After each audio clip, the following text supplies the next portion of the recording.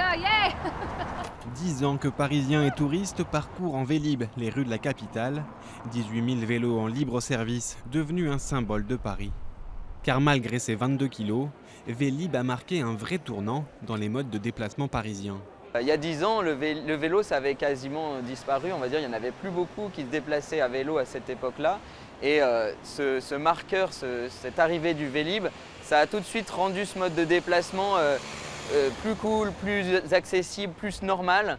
C'est le maire de Paris, Bertrand Delanoë, qui lance Vélib en 2007, inspiré par la ville de Lyon et ses véloves.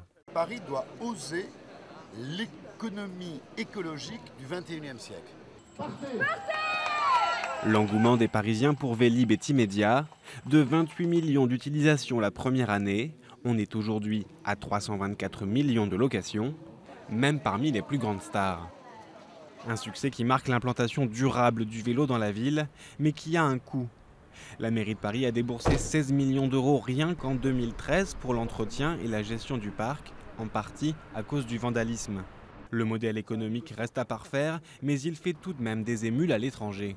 Ça a inspiré pas mal de capitales dans le monde, dont Londres, qui se sont aussi clairement inspirées. Et puis on a vu même essaimer le principe de Vélib sur d'autres continents, par exemple à Buenos Aires, en Argentine. C'est clairement un système inspiré de Vélib qui a été mis en place. Londres, Buenos Aires, mais aussi New York, Montréal, Tel Aviv ou Moscou, toutes ont développé leur système de vélo partagé, inspiré par Paris.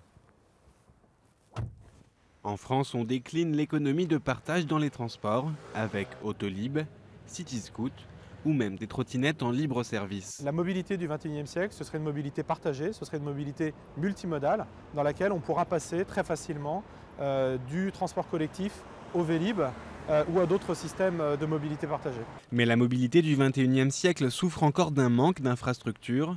La mairie de Paris a annoncé un plan vélo ambitieux avec 200 km supplémentaires de pistes cyclables. Mais à mi-mandat d'Anne Hidalgo, 5% des travaux ont été effectués. Ce qui a sans doute manqué, c'est d'accompagner cette politique Vélib d'une politique sur la configuration de l'espace public. C'est-à-dire en gros, à Paris, il n'y a pas de piste cyclable et beaucoup d'usagers du vélo ne se sentent pas suffisamment en sécurité. Le futur du Vélib se fera avec un nouveau prestataire. Les vélos seront plus légers et un tiers du parc sera à assistance électrique.